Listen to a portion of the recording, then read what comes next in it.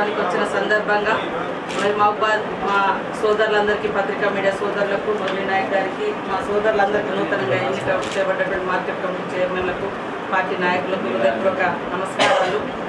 ముఖ్యంగా BJP BRS Congress party అధికారంలో ఒక నిర్మాణాత్మకమైనటువంటి ప్రతిపక్షంగా ఒక సూచనలు సలహాలు ఇచ్చి మాకు ఇచ్చినటువంటి మ్యాండేట్ 5 years 5 సంవత్సరాలు. ఈ 5 సంవత్సరాలలో నిర్మాణాత్మకమైనటువంటి ప్రతిపక్షంగా ఎట్లా ఉందాం అనేది అసలే లేదు. ఎంతసేపు రాజ్యాంగాన్ని కూనీ చేద్దాం, ఎట్లా ఈ పార్టీలను చీల్చాలి లేదా ఈ ప్రభుత్వాన్ని పడగొట్టాలి అనేటువంటి ఒక కుట్రతోటి వాళ్ళు ప్రయత్నం చేసి ఆ కుట్రలు విఫలమైనవి. మేము సక్సెస్ఫుల్గా 1 year కంప్లీట్ చేసుకున్న సందర్భంగా ఈరోజు ఓర్వలేక ఇటు బీజేపీ ఇటు బీఆర్ఎస్ ఛార్జ్ షీట్లను పెడుతున్నారు. అయ్యా, మీరు ఇచ్చినటువంటి అనేక వాగ్దానాలు తుంగలో తొక్కిరు కాబట్టే మా మీద నమ్మకంతో ప్రజలు మాకు అవకాశం ఇచ్చారు. సో మేము పనిచేస్తూ ఉన్నాం. 1 year కాలంలో 52,000 మందికి ఉద్యోగాలు, 21,000 కోట్ల రుణమాఫీ, ఇట్లా అన్నీ కూడా మేము చేసుకుంటూ వస్తున్నాం. ఇచ్చినటువంటి గ్యారంటీలు కూడా అమలు చేసుకుంటూ వస్తున్నాం.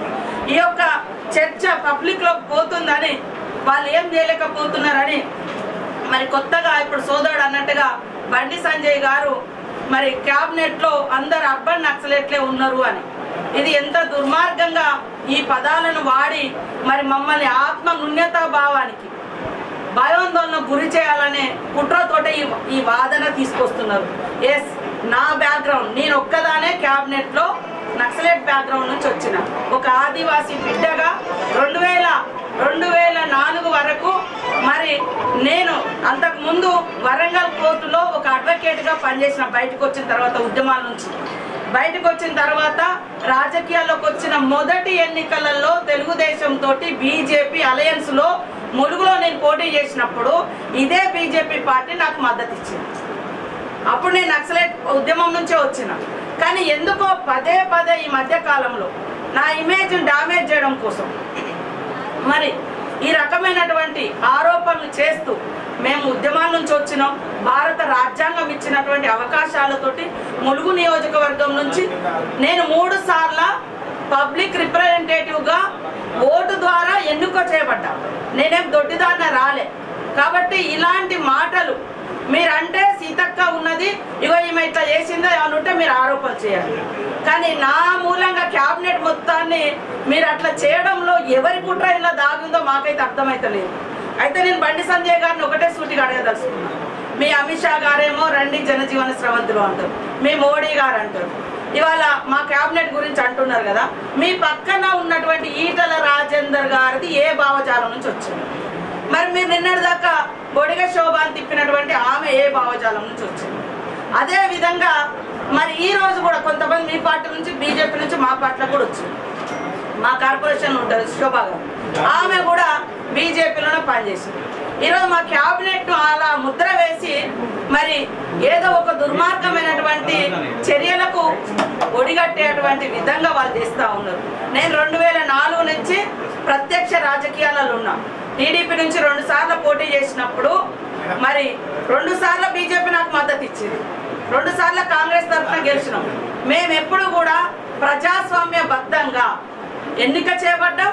ప్రజాస్వామ్యాన్ని పరిరక్షించుకోవాలి, భారత రాజ్యాంగాన్ని కాపాడుకోవాలి, లౌకిక రాజ్యాన్ని పరిరక్షించుకోవాలన్నటువంటి ఉద్దేశంతో మా జాతీయ స్థాయి నుంచి ఇక్కడ గ్రౌండ్ స్థాయి వరకు కూడా ప్రతి ఒక్కరు కూడా కొట్లాడుతున్నది అదే.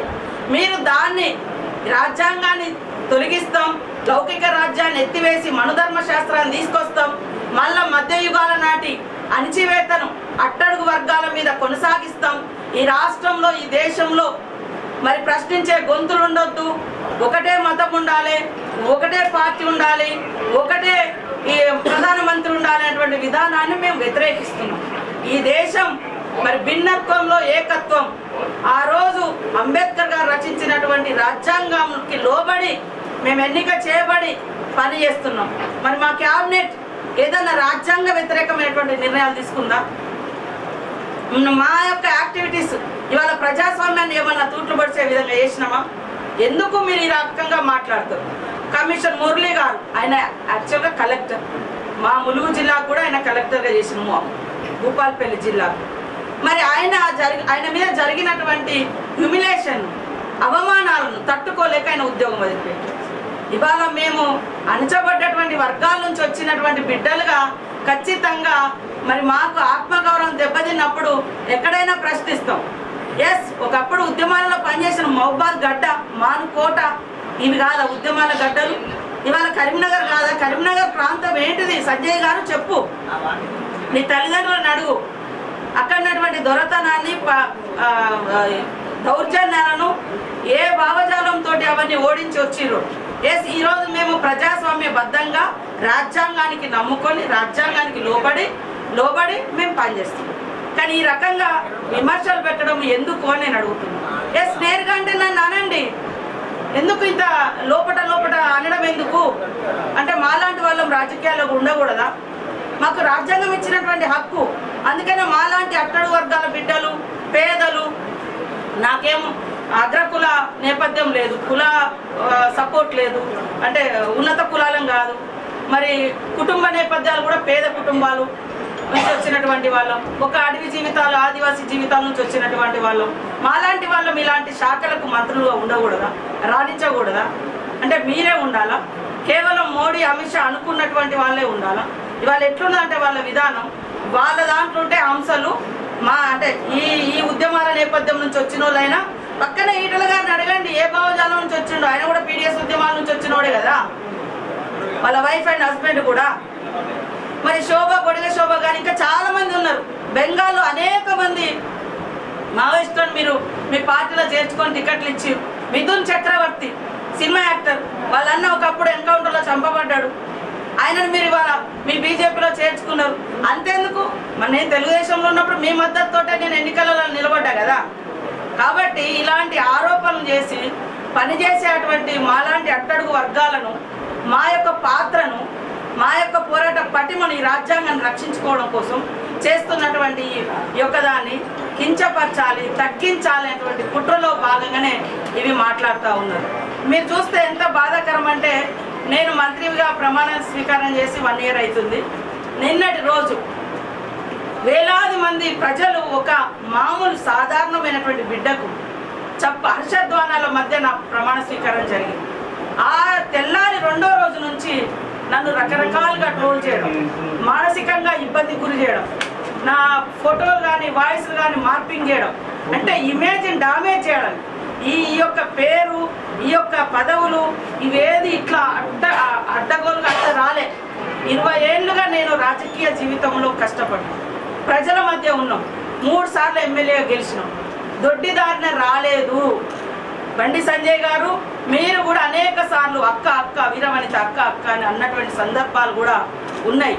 కాబట్టి ఏదైనా అనదలుచుకుంటే తప్పకుండా నన్ను సూటిగా అనండి. కానీ మా క్యాబినెట్లో ఎవరు లేరు, నేనే ఆ నేపథ్యం నుంచి వచ్చిన వ్యక్తిని. బట్ నేను కూడా డైరెక్ట్గా రాగానే రాజకీయాలకు రాలే. 5 ఏళ్ళు కష్టపడి చదువుకుంటూ ఇదే మహబాద్ కోర్టులలో కేసుల చుట్టూ తిరిగి, హన్మకొండ కోర్టుల కేసుల చుట్టూ తిరిగి, ఏ కోర్టులలో అయితే నేను నక్సలైట్ ముద్దాయిగా ఎదుర్కొన్నానో అదే కోర్టులలో 5 ఏళ్ల తర్వాత నల్లకోట వేసుకొని లాయర్గా నిలబడ్డ తర్వాత ఎన్నికల్లోకి రావడం జరిగింది. ఇది భారత రాజ్యాంగం, డాక్టర్ బిఆర్ అంబేద్కర్ గారు ఇచ్చినటువంటి గొప్ప అవకాశం. దీన్ని మీరు ఇవాళ ఈ రకంగా మా క్యాబినెట్ ముద్ర వేసి ఆ రకంగా నాదేమని ఉంటే నన్నే అనండి, అందరిని ఎందుకు అనడము? కాబట్టి అంటే 1 year నుంచి కూడా చాలా బాధ అనిపిస్తుంది.